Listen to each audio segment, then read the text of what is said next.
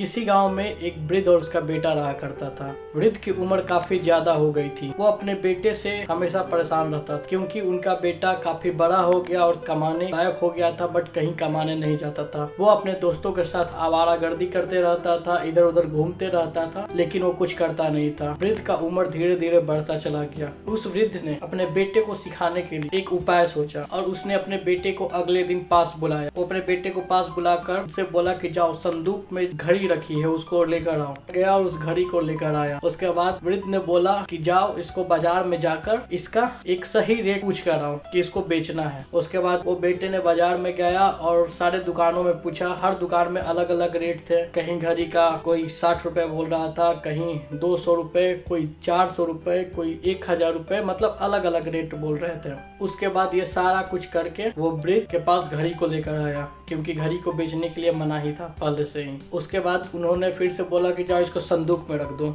ऐसे पिताजी के कहने के बाद वो लड़का काफी ज्यादा नर्वस हो गया कि आखिर पिताजी मुझे ऐसा क्यों बोल रहे थे। फिर उन्होंने अगले दिन सेम यही काम दोहराने के लिए बोला, लेकिन उसमें थोड़ा सा चेंज कर दिया। उसके बाद उस वृद्ध ने बोला कि जाओ, अब इस घड़ी में जो समय चल रहा है उसका तुम पता लगा के आओ कि ये कितने में बिकेगा। उसके बाद उसने उस लड़के ने फिर से बाजार गया और सारे जगह गया। तो जिस दुकान पे वो गया था उस दुकान पे वो एक दिन पहले भी आया था। तो सारे लोग उसको बोल रहे थे कि पागल हो गया है, कोई समय का रेट थोड़े होता है, घड़ी का रेट होता है। मतलब सब दुकान अलग अलग तर्क दिए, कोई पागल, कोई मंद बुद्धि, कोई सनकी, अलग अलग प्रकार से उसको बोला। उसी दुकान में एक वृद्ध का भी दुकान था जो अपने काम में लगा हुआ था। जब उस लड़के ने उस वृद्ध से बोला कि दादाजी, इस घड़ी के समय की कीमत क्या है, तो वो एकदम भौचक्के रह गए। उसके बाद वो पीछे घूम के देखे तो देखे कि एक लड़का उनसे ये पूछ रहा है। फिर उन्होंने अपना काम छोड़कर उसके बाद उस लड़के को बताया, समय की कोई कीमत नहीं होती, समय को कोई खरीद नहीं सकता है। इस दुनिया में जो भी आया है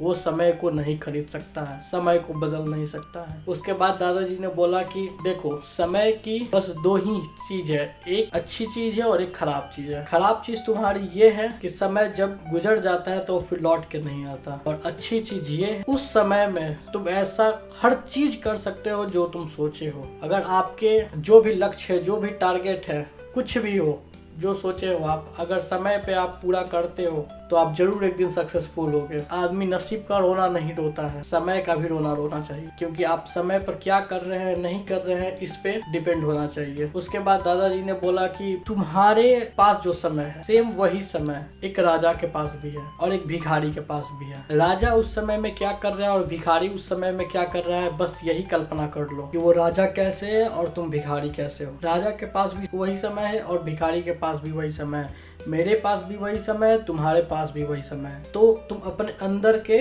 वास्तविकता को पहचानो और देखो कि तुम उस समय में क्या क्या गलत कर रहे हो जो तुमको नहीं करना चाहिए था। यह सब बात बोलते ही उस लड़के का दिमाग पूरी तरीके से खुल गया। उसको ऐसा लगा मानो किसी ने अमृत के समान वाणी बोली हो। उसके बाद वो तुरंत दौड़ता हुआ घर गया और अपने पिताजी को गले लगाकर पैर छुआ और बोला कि पिताजी, मेरे से जो भी गलती हुई मुझे माफ कर दो। मैं जान गया कि आपने ये घड़ी की कीमत लगाने के लिए किस लिए बोला था। उसके बाद उसने घड़ी को रख दिया और अगले दिन से वो सही काम धंधे में लग गया। सही टाइम पर उठना, खाना पीना, हर चीज सही टाइम पे करना उसका एक दिनचर्या बन गया था। धीरे धीरे कुछ समय के बाद वो उस नगर का धनवान व्यक्ति बन गया। तो दोस्तों, मोरल ऑफ द स्टोरी यही है कि आप अपने समय को पहचानिए, आप अपने समय पर सही काम करिए। अगर आप अपने समय पर सही काम करते हैं, हर चीज समय से करते हैं, तो एक ना एक दिन आपको सक्सेस जरूर मिलेगी। इस बात की आप गारंटी रख लो। जिस इंसान के जिंदगी में समय का कोई महत्व नहीं है, वो इंसान